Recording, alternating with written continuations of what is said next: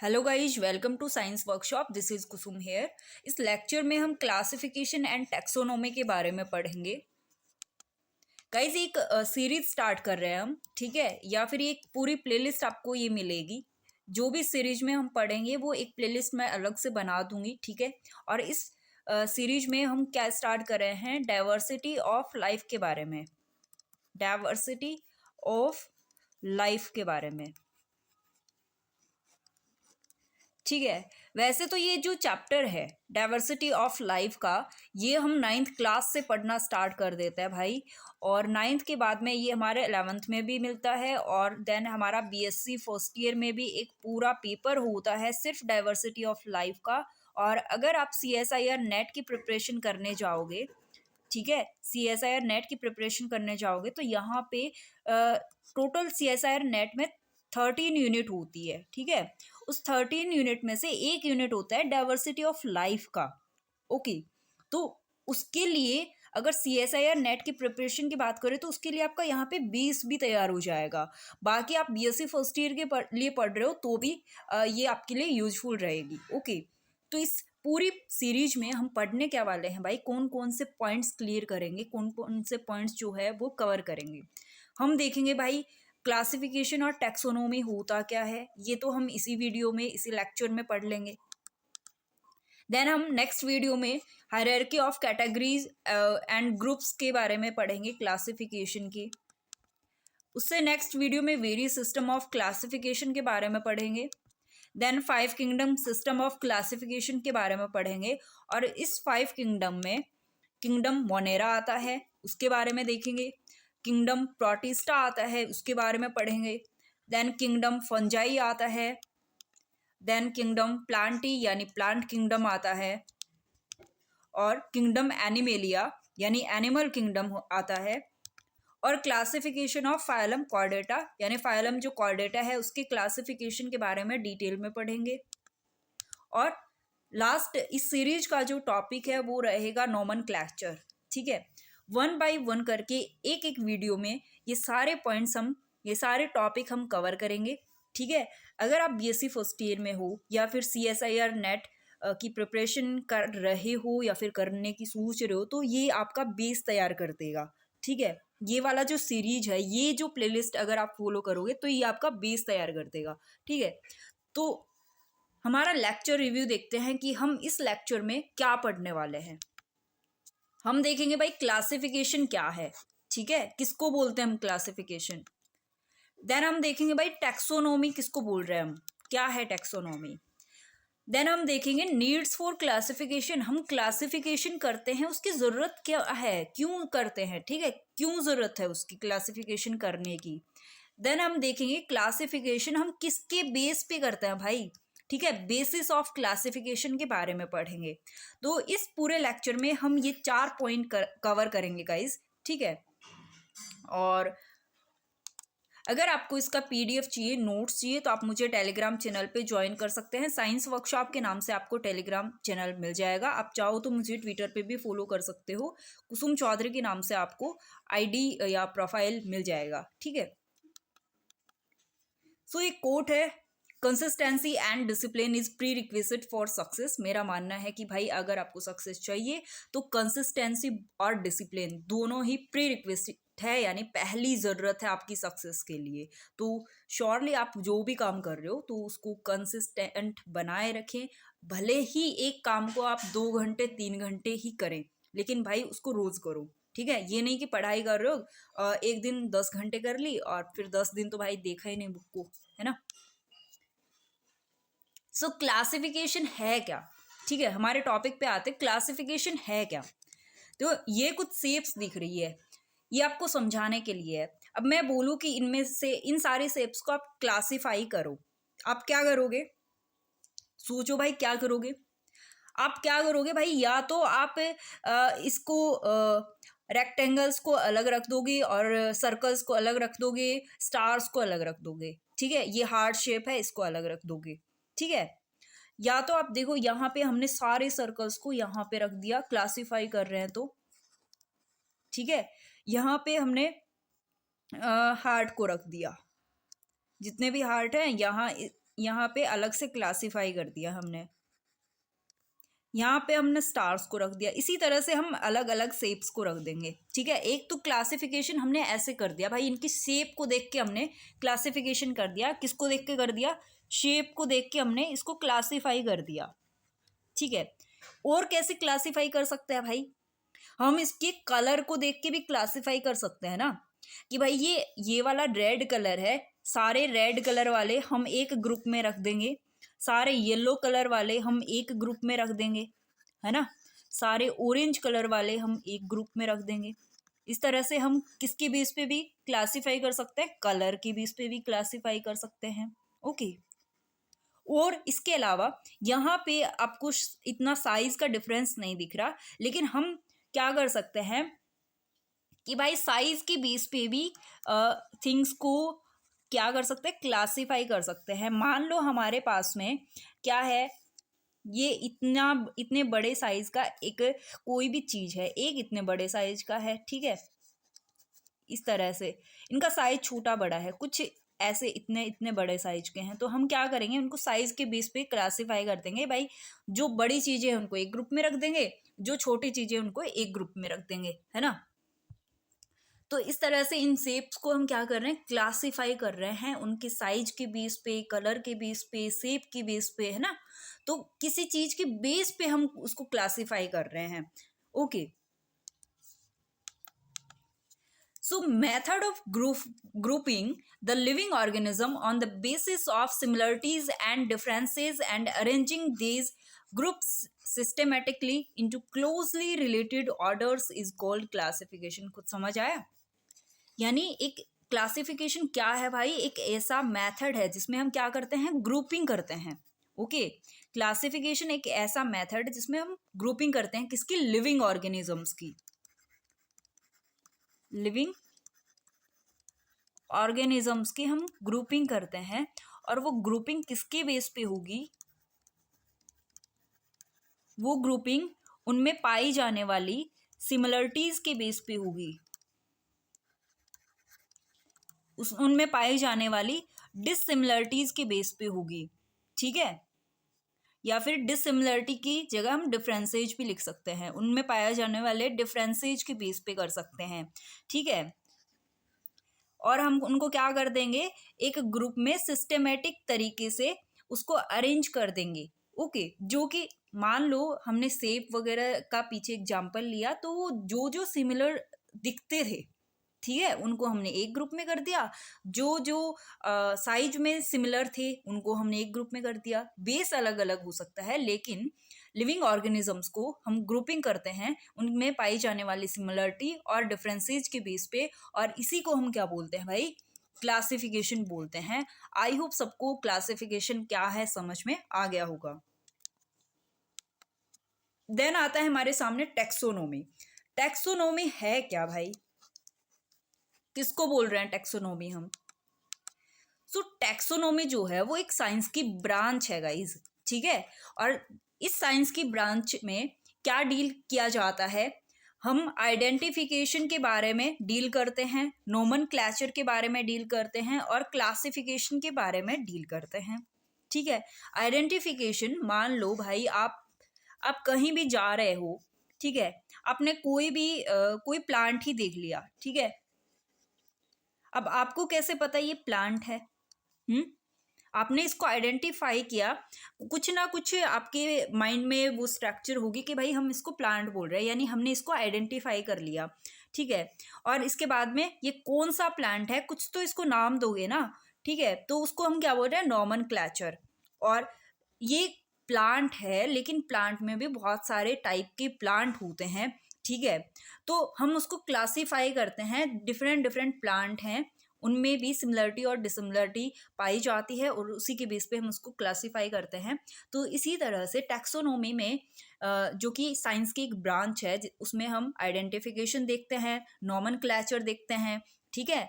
यानी उसका नाम वगैरह क्या है, नेम से रिलेटेड है नोमेनक्लेचर, और उसकी क्लासिफिकेशन के बारे में पढ़ते हैं। कोई भी ऑर्गेनिज्म हो उसकी क्लासिफिकेशन के बारे में हम किस में पढ़ते हैं? टैक्सोनॉमी में पढ़ते हैं, ठीक है। सो आई होप सबको समझ में आ गया होगा टैक्सोनॉमी किसको बोल रहे हैं हम। सो एक पॉइंट आता है गाइज, फादर ऑफ टैक्सोनॉमी जो है वो हम किसको बोलते हैं? Father of taxonomy. So father of taxonomy एक साइंटिस्ट थे जिनका नाम क्या था? Carolus Linnaeus. ठीक है, कैरोलस लीनियस। तो ये साइंटिस्ट जो थे इनको हम क्या बोलते हैं? फादर ऑफ टैक्सोनॉमी बोलते हैं, क्योंकि इन्होंने टैक्सोनॉमी के फील्ड में बहुत ज़्यादा वर्क किया है। ठीक है, सो फादर ऑफ टैक्सोनॉमी कौन है? कैरोलस लीनियस है। देन हम देखते हैं कि भाई क्लासिफिकेशन की ज़रूरत ही क्यों है, हम क्यों करेंगे क्लासिफिकेशन, क्या ज़रूरत है क्लासिफिकेशन करने की? सो अगर हम क्लासिफिकेशन करते हैं तो ये क्या करता है कि the study of a wide variety of living organism easy, यानी हमारे वर्ल्ड में, पूरे वर्ल्ड में बहुत सारे एनिमल्स, प्लांट्स वगैरह बहुत सारी स्पीसीज पाई जाती है। एनिमल्स हो गए, प्लांट्स हो गए, बहुत टाइप के एनिमल प्रेजेंट है, यानी बहुत सारी एनिमल की स्पीसीज प्रेजेंट है, बहुत सारे प्लांट की स्पीसीज प्रेजेंट है। ठीक है, तो इनकी स्टडी को इजी बना सके, इनकी जो स्टडी कर रहे हैं हम, इनके बारे में जान रहे हैं, उसको इजी बना सके, इसी वजह से यहाँ पे अगर क्लासिफिकेशन करेंगे तो ये हमारी हेल्प करता है एनिमल्स और प्लांट्स की स्टडी को इजी बनाने में। इसके अलावा क्यों जरूरत है भाई? This helps in understanding the phylogeny evolutionary history of organisms. ये हमारी जो इवोल्यूशनरी हिस्ट्री है ऑर्गेनिजम्स की, उसको समझने में हेल्प करता है।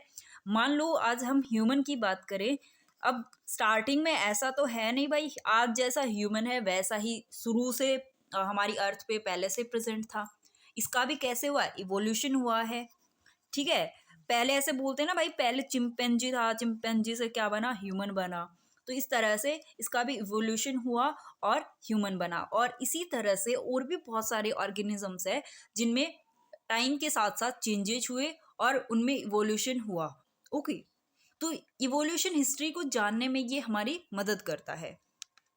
इसके अलावा it provides knowledge about the origin and genetic relationship among living beings. अब ये हमारी हेल्प करता है कि भाई different different species, different different organism हमारी अर्थ पे प्रेजेंट है, तो उनका ओरिजिन कैसे हुआ है, उनका जेनेटिक रिलेशनशिप क्या है। ठीक है, जितने भी लिविंग ऑर्गेनिजम्स हैं, ठीक है, उनके बीच में क्या रिलेशनशिप है और उनका ओरिजिन कैसे हुआ है, ये जानने के लिए भी हमें क्लासिफिकेशन हेल्प करता है। One can know the characteristics of the whole group of organism by studying only a few member of that group. देखो मान लो भाई एक ग्रुप में हमने साइज के बेस पे हमने राउंड वाले वो क्या कर रहे थे, शेप को क्लासिफाई करा था, ग्रुपिंग कर दी थी। अब हमें पता है ये राउंडेड है, इस ग्रुप में ये एक ऑर्गेनिज्म है और ये राउंडेड है, तो हमें पता चल गया भाई इस ग्रुप में जितने भी ऑर्गेनिज्म है वो कैसे है? राउंडेड है। ठीक है, तो इस तरह से सिर्फ एक ग्रुप की अगर हम स्टडी करेंगे तो उस ग्रुप में रहने वाले जितने भी ऑर्गेनिजम्स हैं उनके कैरेक्टरिस्टिक्स का हमें पता चल जाएगा। अब एक तो हम जाएं कि 50 ऑर्गेनिज्म रह रहे हैं, ठीक है, और उन 50 की एक एक करके स्टडी करें। ठीक है, और हमें पता है ये 50 ऑर्गेनिज्म एक ही ग्रुप के हैं, तो इनमें कैरेक्टर्स के अकॉर्डिंग सिमिलरिटी पाई जाएगी। तो अगर एक का हमें पता चल गया तो हमें पता है भाई 50 का भी सेम कैरेक्टर्स होंगे, है ना। तो इसी वजह से हमें क्लासिफिकेशन की ज़रूरत है, इसी वजह से क्लासिफिकेशन किया जाता है। It provides information needed for all the branches of biology. ये हमें सभी ब्रांचेज, जो इतनी भी ब्रांचेज हैं बायोलॉजी की, उसमें इंफॉर्मेशन प्रोवाइड कराता है। देन नेक्स्ट देखते हैं कि भाई किस बेस पे हम क्लासिफिकेशन करते हैं ऑर्गेनिजम्स का। The natural system of classification is based on the following characteristics. हम इन कैरेक्टरिस्टिक्स के बेस पे क्लासिफिकेशन करते हैं किसी भी ऑर्गेनिज्म का। ठीक है, अब फर्स्ट क्या कैरेक्टरिस्टिक है? Complexity of cell structure. कोई भी ऑर्गेनिज्म है उसमें किस टाइप की सेल स्ट्रक्चर प्रेजेंट है, उसके बेस पे हम इसको क्लासिफाई करते हैं। ठीक है, कॉम्प्लेक्सिटी ऑफ बॉडी स्ट्रक्चर, उसके बॉडी की स्ट्रक्चर कैसी है उसके बेस पे क्लासिफाई करते हैं। मोड ऑफ न्यूट्रिशन, यानी वो कैसे न्यूट्रिशन लेता है, ठीक है। वो ऑटोट्रॉफिक है, हीटरोट्रॉफिक है, यानी वो खुद से अपना फूड बना लेता है। जैसे प्लांट्स के बारे में हम पढ़ते हैं ना कि प्लांट्स अपना खुद से क्या बना लेते हैं, फूड बना लेते हैं, तो वो ऑटोट्रॉफिक हो गए। और जैसे कि ह्यूमन हो गया है ना, एनिमल्स होते हैं वो हीटरोट्रॉपिक होते हैं क्योंकि वो प्लांट से अपना फूड लेते हैं, न्यूट्रिशन लेते हैं। ठीक है। तो इस तरह से न्यूट्रिशन के बेस पे भी हम इसको क्लासिफाई कर सकते हैं। इसके अलावा ट्रॉफिक लेवल्स के बेस पे इसको क्लासिफाई कर सकते हैं। ठीक है। ट्रॉफिक लेवल्स में क्या आ जाएगा, प्रोड्यूसर हो गया और कंज्यूमर हो गया।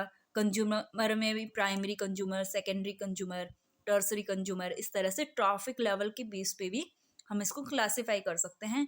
इसके अलावा इसके ऑर्गेनाइजेशन के बेस पे भी हम इसको क्लासिफाई कर सकते हैं। और इन पांचों पॉइंट के बारे में अभी हम डिटेल में देखेंगे। सो फर्स्ट पॉइंट है कॉम्प्लेक्सिटी ऑफ सेल स्ट्रक्चर। किसी भी ऑर्गेनिज्म की सेल की स्ट्रक्चर कैसी है उसके बेस पे हम क्लासिफाई करते हैं।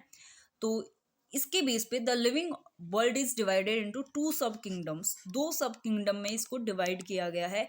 एक तो ऐसे एनिमल, ऐसे ऑर्गेनिज्म जिनमें प्रोकैरियोटिक सेल प्रेजेंट होती है, उनको हम क्या बोलेंगे, प्रोकैरियोट्स बोलते हैं। ठीक है। जिनमें प्रोकैरियोटिक सेल प्रेजेंट हो उसको हम प्रोकैरियोट्स बोलते हैं। और प्रोकैरियोटिक सेल कौन सी होती गाइज, ऐसी सेल जिनमें जो न्यूक्लियस होता है ना वो अनऑर्गेनाइज्ड होता है। ठीक है। इनके अंदर मान लो न्यूक्लियस के अंदर क्या होता है, जेनेटिक मटेरियल होता है। ठीक है। न्यूक्लियस के अंदर क्या होता है, जेनेटिक मटेरियल होता है। और जेनेटिक मटेरियल क्या होता है, डीएनए, आरएनए, वो सब होता है जेनेटिक मटेरियल।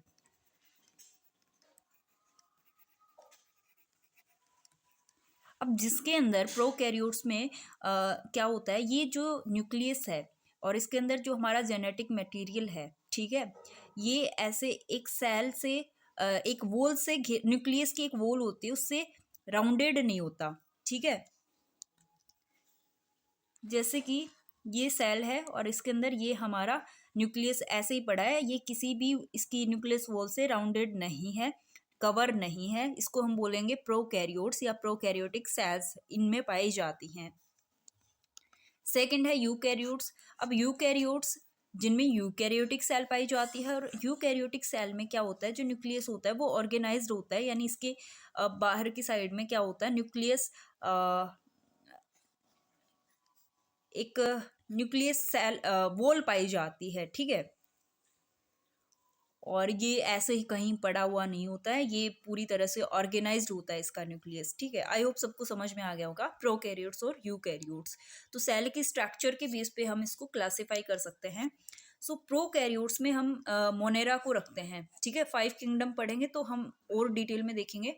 तो मोनेरा के जितने भी जो भी ऑर्गेनिजम्स हैं उनमें कैसी सेल पाई जाती है, प्रोकैरियोटिक सेल पाई जाती है, जिसमें बैक्टीरिया आ गया, माइकोप्लाज्मा आ गया, साइनोबैक्टीरिया आ गया। साइनोबैक्टीरिया को क्या बोलते हैं, ब्लू ग्रीन एल्गी बोलते हैं। सेकंड जो बेस है वो है कॉम्प्लेक्सिटी ऑफ बॉडी स्ट्रक्चर, यानी बॉडी के स्ट्रक्चर के बेस पे हम इसको क्लासिफाई कर सकते हैं। और यूकैरियोटिक जो ऑर्गेनिज्म होते हैं वो दो टाइप से क्लासिफाई किए जा सकते हैं। एक तो हो गया यूनिसेलुलर यूकैरियोट्स जिसके अंदर प्रोटिस्टा आ जाता है, और दूसरे होगी मल्टी सेलुलर यूकैरियोट्स। ठीक है।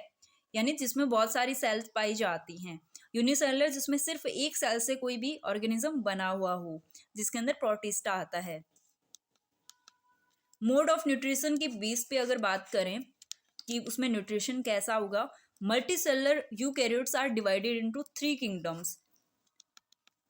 एक तो हो गया किंगडम प्लांट, और इसके अंदर प्रोटिस्टा आ गया, multi cellular eukaryotes with phototrophic nutrition. अब देखो न्यूट्रिशन के बेस पे बात करें तो एक तो हमने 3 किंगडम में इसको डिवाइड किया, क्लासिफाई कर दिया। फर्स्ट किंगडम कौन सा हमारा, प्लांट किंगडम है। और प्लांट किंगडम में ये जो ऑर्गेनिज्म होते हैं यानी प्लांट जो होते हैं वो कैसे होता है, फोटोट्रॉफिक न्यूट्रिशन लेता है, यानी ये अपना भोजन है, अपना फूड है वो खुद से बनाते हैं क्योंकि इसमें फोटोसिंथेसिस का प्रोसेस होता है। देन सेकंड जो है वो है किंगडम एनिमेलिया, जो कि हिट्रोट्रॉफिक न्यूट्रिशन इनमें पाया जाता है। ठीक है। यानी ये अपना जो भोजन है, अपना फूड है वो प्लांट से लेते हैं, प्लांट्स को खा के अपना भाई सर्वाइवल करते हैं। थर्ड जो किंगडम है वो है फंजाई। अब फंजाई क्या होता है, सैप्रोफाइटिक न्यूट्रिशन होता है इनमें। अब फंजाई में है तो ये एक तरह से प्लांट में ही आ जाता है, लेकिन इनमें फोटोट्रॉफिक न्यूट्रिशन नहीं होता भाई, ठीक है। इनमें यानी फंजाई जो है उसमें क्लोरोफिल नहीं पाया जाता, और क्लोरोफिल ना पाने की वजह से, ना होने की वजह से इसमें फोटोसिंथेसिस नहीं होगा। तो इस तरह से न्यूट्रिशन की बेस पे भी हम क्लासिफाई कर सकते हैं। फोर्थ जो बेस है वो है हमारा trophic level. All eukaryotes are also classify as producer, ठीक है। और प्रोड्यूसर कौन होते हैं भाई, ग्रीन प्लांट होते हैं, जो कि अपना जो फूड है वो खुद से सिंथेसाइज करते हैं, ठीक है। किसकी हेल्प से, कार्बन डाइऑक्साइड, ठीक है, ये CO2 आएगा यहाँ पे, कार्बन डाइऑक्साइड और H2O की हेल्प से। ओके, साथ ही साथ इनको सनलाइट भी चाहिए, और इन सारी चीज़ों का यूज़ करके ये फोटोसिंथेसिस का प्रोसेस करते हैं और अपने फूड को बनाते हैं। सेकंड टाइप कौन सा हो गया, कंज्यूमर हो गए। ये सारे एनिमल्स होते हैं जो कि प्लांट पे फीड करते हैं, ठीक है। इनको हम हिट्रोट्रॉफिक न्यूट्रिशन में इन्वॉल्व करते हैं। देन थर्ड टाइप के कौन से हो गए, डीकम्पोजर्स हो गए। They are fungi and bacteria, यानी डीकम्पोजर्स के एग्जाम्पल की बात करें तो इसके अंदर आ जाते हैं फंजाई और बैक्टीरिया। ये जो है जो फीड करते हैं ऑर्गेनिक रिमेन्स पे, जो ऑर्गेनिक चीज़ें बच जाती हैं उन पे क्या करते हैं, फीड करते हैं। डीकम्पोजर्स क्या होते हैं भाई, कोई भी प्लांट है, ठीक है, कोई एनिमल है, ठीक है। अब क्या होगा, ये जो जब डेड हो जाएंगे तो जो डीकम्पोजर्स हैं ये इनके ऊपर फीड करेंगे, ये डेड होने के बाद में। मान लो आपने कहीं देखा होगा जो प्लांट है उसकी जो लीफ है वो नीचे गिर गई। अब वो नीचे गिर गई सूख के, तो वो कुछ टाइम के बाद में हमें वैसे के वैसे पड़ी दिखेगी क्या, वहाँ पे नहीं दिखेगी। क्यों नहीं दिखेगी, क्योंकि जो ये डीकम्पोजर्स है उसको डीकम्पोज कर देंगे, ठीक है। डीकम्पोज कैसे कर रहे हैं ये, उसके ऊपर फीड करके। फिफ्थ जो बेस है वो क्या है क्लासिफिकेशन का, organisation. So based on the complexity of body organisation, body design, morphological, physiological and genetic relationship. Organisation का मतलब क्या हुआ कि ऑर्गेनिजम्स की,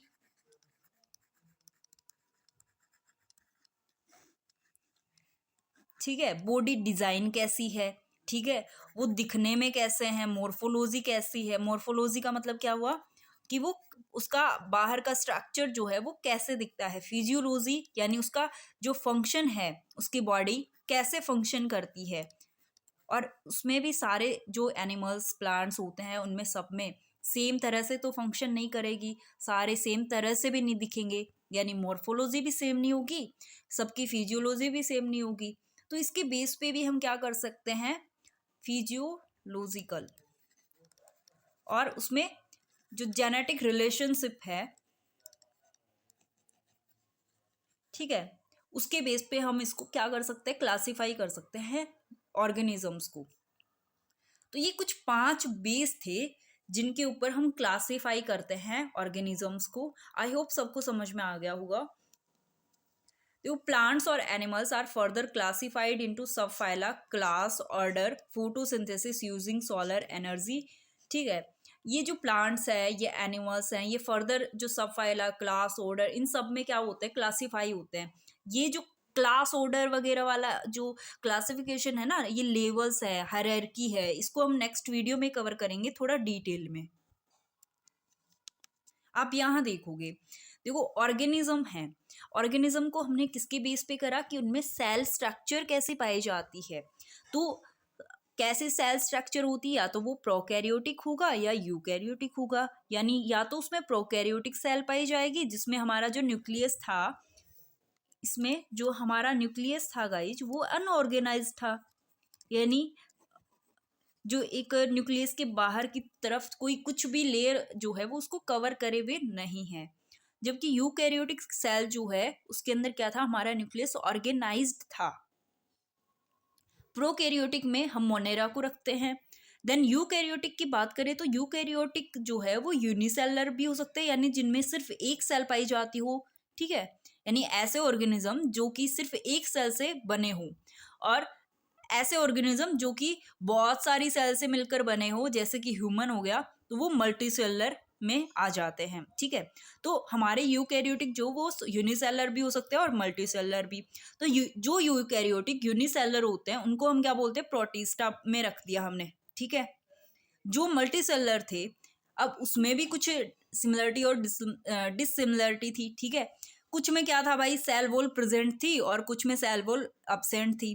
तो जिनमें सेल वॉल प्रेजेंट थी ना, अब उनमें भी कुछ डिफरेंसेस थे भाई। उनमें से कुछ तो फोटोट्रॉफिक थे और कुछ थे हिट्रोट्रॉफिक। फोटोट्रॉफिक का मतलब क्या हुआ, जो कि अपना भोजन भाई खुद से बना लेते हैं, यानी अपना फूड खुद से सिंथेसाइज कर लेते हैं। उनको हमने कौन से किंगडम में रख दिया, प्लांटी में रख दिया। और कुछ ऐसे थे जिनमें सेल वॉल भी प्रेजेंट है लेकिन वो हिट्रोट्रॉफिक है, यानी अपना जो फूड है उसके लिए हम ये जो एनिमल ऑर्गेनिज्म है ये किसी और पे डिपेंड रहते हैं, तो इनको हमने किंगडम फंजाई में रख दिया। देन जो मल्टीसेलुलर में ऐसे ऑर्गेनिज्म आए जिनमें सेल वॉल जो है वो एब्सेंट है, उनको हमने एनिमेलिया में रख दिया। ठीक है, तो इस तरह से क्लासिफाई किया गया है और 5 बेस हैं इसके। सो गाइज ये वाला जो है टॉपिक, ये हायरार्की है। ठीक है, यानी पहले सबसे पहले किंगडम होता है, उसके बाद में किंगडम के अंदर फाइलम होता है, फाइलम में क्लासेज होती है बहुत सारी, क्लासेज में बहुत सारे ऑर्डर होते हैं, ऑर्डर्स में भी बहुत सारी फैमिली होती है और फैमिलीज में भी बहुत सारे जीनस होते हैं और जीनस में बहुत सारी स्पीसीज होती हैं। या फिर इसका अगर उल्टा समझे तो बहुत सारी स्पीसीज से मिलकर एक जीनस बन जाता है, बहुत सारी जीनस से मिलकर एक फैमिली बन जाती है। ठीक है, बहुत सारी फैमिलीज से मिलकर ऑर्डर, बहुत सारे ऑर्डर से मिलकर क्लास और बहुत सारी क्लास से मिलकर फाइलम और बहुत सारे फाइलम से मिलकर हमारा किंगडम बनता है। ठीक है, तो 5 किंगडम जो सिस्टम है RH व्हिटेकर का 5 किंगडम सिस्टम है, वो सबसे ज़्यादा जो है वो मान्य है। ठीक है, सबसे ज़्यादा वही पढ़ते हैं हम। तो ये सारी चीज़ें हम नेक्स्ट वीडियो में डिटेल में कवर करेंगे। अभी हम क्या करेंगे भाई, हम समराइज करेंगे हमने पूरी वीडियो में क्या पढ़ा है।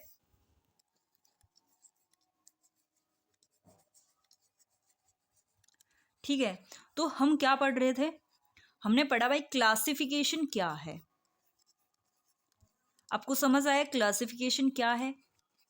जब हम ग्रुपिंग करते हैं, एक ग्रुपिंग मेथड है, किसके बेस पे, जो ऑर्गेनिजम्स हैं उनकी ग्रुपिंग करते हैं किसके बेस पे, उनमें पाई जाने वाली सिमिलरिटी के बेस पे,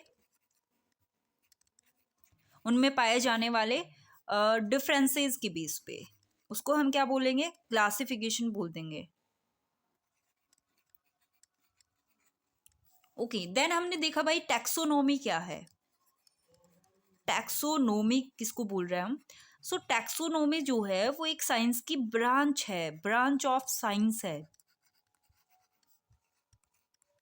जिसमें हम क्या डील करते हैं भाई, ब्रांच ऑफ साइंस है जिसमें हम आइडेंटिफिकेशन,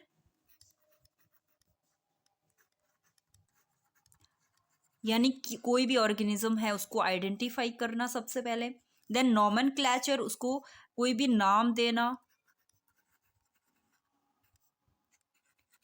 और क्लासिफिकेशन के बारे में डील करते हैं टैक्सोनॉमी में।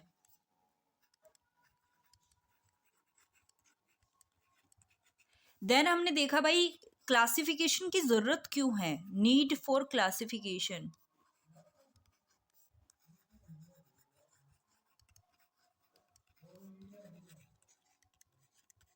क्यों जरूरत है भाई क्लासिफिकेशन की,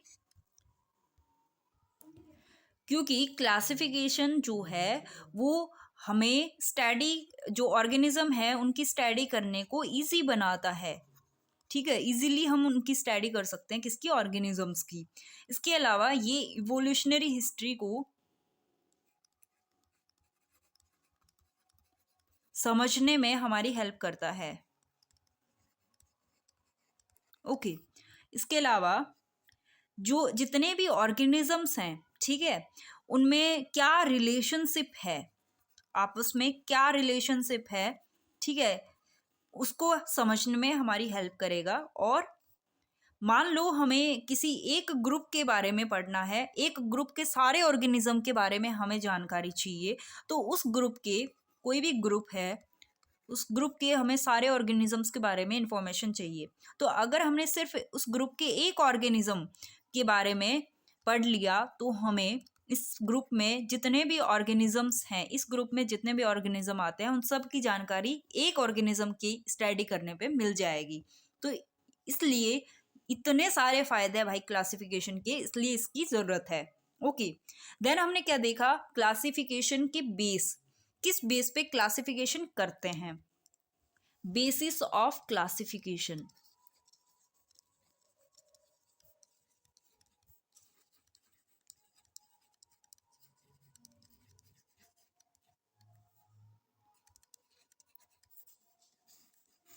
तो मेनली हमने 5 बेस देखे जिनके बेस पे हमने क्लासिफिकेशन करा है ऑर्गेनिजम्स का। एक तो हमने सेल स्ट्रक्चर कैसी है ऑर्गेनिजम्स में,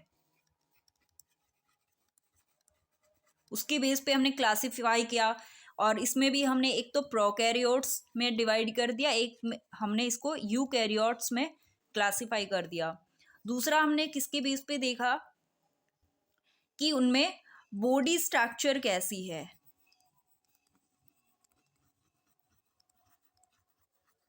देन हमने क्या देखा कि उनमें किस टाइप का न्यूट्रिशन प्रेजेंट है। और न्यूट्रिशन में कैसा न्यूट्रिशन हो सकता है भाई, या तो वो ऑटोट्रॉफिक हो सकते हैं, या वो हिट्रोट्रॉफिक हो सकते हैं, या वो सैप्रोफाइट्स हो सकते हैं।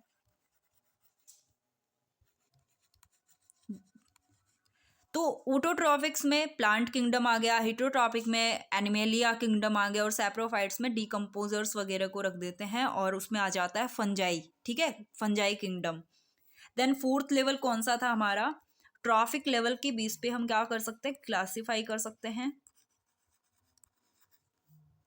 सो ट्रॉफिक लेवल पे हमने एक तो प्रोड्यूसर में क्लासीफाई कर दिया जो कि प्लांट्स होते हैं, देन कंज्यूमर, और देन डीकम्पोजर। देन हमने ऑर्गेनाइजेशन के बेस पे क्लासीफाई किया। ऑर्गेनाइजेशन में हमने क्या देखा भाई कि बॉडी डिजाइन कैसी है, उसकी मॉर्फोलॉजी कैसी है, और उसकी फिजियोलॉजी कैसी है, इसके बेस पे हमने ऑर्गेनाइजेशन के बेस पे क्लासीफाई कर दिया ऑर्गेनिजम्स को। तो आई होप सबको समझ में आ गया होगा, और अगर वीडियो अच्छा लगा हो तो लाइक शेयर सब्सक्राइब कर देना। ठीक है, और ये टॉपिक हम नेक्स्ट वीडियो में पढ़ेंगे हायरार्की के बारे में। और thanks for watching this video, thank you so much guys.